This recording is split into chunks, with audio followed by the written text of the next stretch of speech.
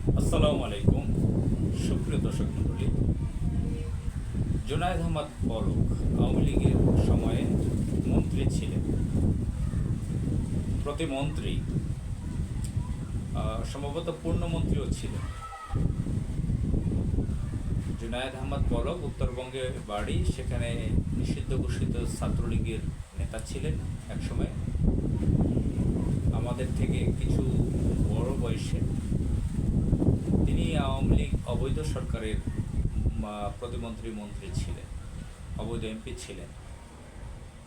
তো তার একটা দৃশ্য ভাইরাল হয়েছে সম্প্রতি। তিনি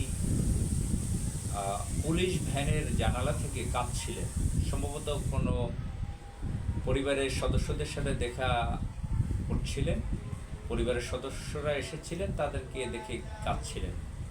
এই ভিডিওটা ভাইরাল হয়েছে। তার মাথার চুল কামানো, ন্যাড়া মাথা, চেহারাটা ভেঙে গেছে, আগের মতো নাদুস নুদুস যে চেহারা সেটা নেই, কাঁদছিলেন। এই করুণ চেহারার দৃশ্যটা ছবি এসেছে, ভিডিও এসেছে। তো এখানে আমার পরিচিত একজন বন্ধু শিশির আহমদ, তিনি আবার এই দৃশ্যের সাথে তার নিজের ছবি দিয়েছেন। শেখ হাসিনার সময়ে তাকে গ্রেফতার করা হয়েছিল, তার 2 হাত মোটা রশি দিয়ে বাঁধা হয়েছিল, হাতে হ্যান্ড কাপ যেটা ইংরেজিতে বলে লোহা, সেটাও পড়ানো হয়েছিল। আরও বহু রকমের রশি পায়ে এখানে সেখানে পড়ানো হয়েছিল। সেই দৃশ্য, হাত উঁচু করে, হাতে রশি বাঁধা সেই অবস্থায় উঁচু করার ছবি তার সেখানে দিয়েছিল। তিনি হাস্যোজ্জ্বল ছিলেন তখন। শেখ হাসিনার সময় মোদি বিরোধী আন্দোলনের সময় তাকে গ্রেফতার করা হয়েছিল, তাকে দীর্ঘদিন জেলে রাখা হয়েছিল। তিনি হাস্যোজ্জ্বল ছিলেন। তো শিশির আহমদ বোঝাতে চাইলেন যে আমরাও জেল খেটেছি, কারাগারে গিয়েছি, আমরা হাস্যোজ্জ্বল ছিলাম, আর তোমরা এত আরামায়েশে ছিলা, মন্ত্রী ছিলা, সামান্য কয়েকদিন জেলে গিয়েছো আর তোমরা কেঁদে দিলা। এই পার্থক্যটা বোঝাবার জন্য তিনি একটা স্ট্যাটাস দিয়েছেন। তো যাই হোক, কথা হলো এটা যে এই জুনায়েদ আহমদ পলকরা মনে করেছে যে শেখ হাসিনাই আজীবন ক্ষমতায় থাকবে, আওয়ামী লীগই আজীবন ক্ষমতায় থাকবে, বাংলাদেশে আর কেউ ক্ষমতায় আসতে পারবে না, তারাই ক্ষমতায় থাকবে। তারা এমন একটা পরিস্থিতি তৈরি করেছিল যে অনেক প্রাচীন যুগে, শত শত বছর আগের যে যুগ, আমরা অনেক সম্রাটীয় যুগ, সুলতানি যুগের কথা শুনি, যে রাজা বাদশাহ সম্রাটরা যা ইচ্ছা তাই করেছে, রাজপরিবার যা ইচ্ছা তাই করেছে, লুটপাট, জনগণের উপর নির্যাতন। তারপরও ওই যে লুটপাটের নির্যাতনের কথা শুনতাম, খাজনা আদায়ের কথা শুনতাম, যে তারা সিটিজেন নাগরিকদের কাছ থেকে খাজনা উঠিয়ে তাদের কিছু সুযোগ সুবিধা দিতেন, রাষ্ট্রের সার্বভৌমত্ব ঠিক রাখতেন, রাষ্ট্রের সার্বভৌমত্ব আরও বাড়াতেন, বিভিন্ন ভূমি দখল করে, অন্য দেশ দখল করে। শেখ হাসিনা যেটা করতেন, সে নিজের দেশকেই ভারতের কাছে তুলে দিয়েছিলেন, দেশের সার্বভৌমত্বকে ধ্বংস করে দিয়েছিলেন। লেডি লেন্দুকদেজি তাকে বলা হয়।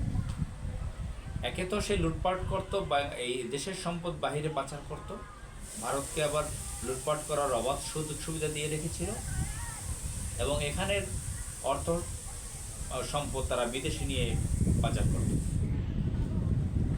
জুনায়েদ আহমদ পলক আইসিটি বিষয়ক মন্ত্রী থেকে হাজার হাজার কোটি টাকা লুটপাট করেছে। স্বয়ং আওয়ামী লীগ আমলেই তার নামে বড় বড় রিপোর্ট হয়েছে কয়েকবার। তার স্ত্রী ছিল প্রাইমারি স্কুলের টিচার, সে ছাত্রলীগের একজন নেতা, টেলিভিশন টকশো করতো এমপি হওয়ার পরে, এরপরে তাকে মন্ত্রী প্রতিমন্ত্রী বানিয়ে দেয়। তবে তুলনামূলক আওয়ামী লীগের অন্যান্য 10-20টা যে মন্ত্রী এমপি ছিল যারা কর্কশ ভাষায় কথা বলতো, জুনায়েদ আহমদ পলক সেই ধরনের কর্কশ ভাষায় কথা বলতো না। এটা একটা তার ছোটোখাটো পজিটিভ সাইড ছিল। হাজার হাজার কোটি টাকা লুটপাট করেছে এই জুনায়েদ আহমদ পলক।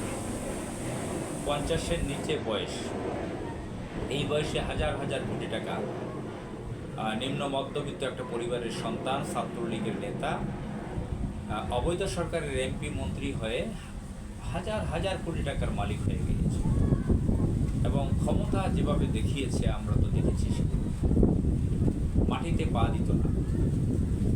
আজকে কিছুদিন, সামান্য কিছুদিন জেলে গিয়েছে, আবার জেল থেকে যখন আদালতে আসে হাজিরা দিতে, পুলিশ ভ্যানে আসা যাওয়া করে, সে পুলিশ ভ্যানের জানালা থেকে তাদের করুণ চেহারা, কান্নাকাটি, এগুলা আমাদের দেখতে হচ্ছে। তারা কি ভেবেছে যে এইরকম পরিস্থিতি তাদের হবে? কিন্তু এই পরিস্থিতি তাদের বিশ্বাস করানো যায় না যে বেশি দিন অন্যায় করে টিকে থাকা যায় না, ক্ষমতার বড়াই বেশি দিন দেখানো যায় না, ক্ষমতা বেশি দিন ধরে রাখা যায় না, ধরা পড়তেই হবে অন্যায় করলে। আজকে সেটা আমরা দেখতে পাচ্ছি।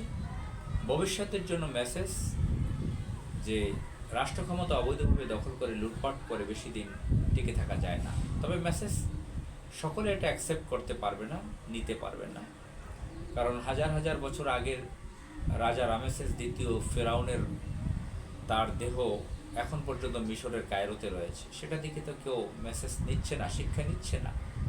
এই পৃথিবীর জমিনে বহু উদাহরণ আল্লাহ রেখেছেন মেসেজ নেওয়ার জন্য, সেখান থেকে শিক্ষা কেউ নিচ্ছেন না। তারপরও কেউ তো কেউ কেউ নিতে পারেন। এই জুনায়েদ আহমদ পলক, সালমান এফ রহমান যারা আজকে আদালতে যাচ্ছেন জেল থেকে, তাদের যে চেহারা সুরত, তাদেরকে নিয়ে মানুষ যে কথা বলছেন, অপমান করছেন কারাগার অঙ্গনে, এগুলো থেকে তাদের একটা মেসেজ নেওয়া দরকার। আসসালামু আলাইকুম।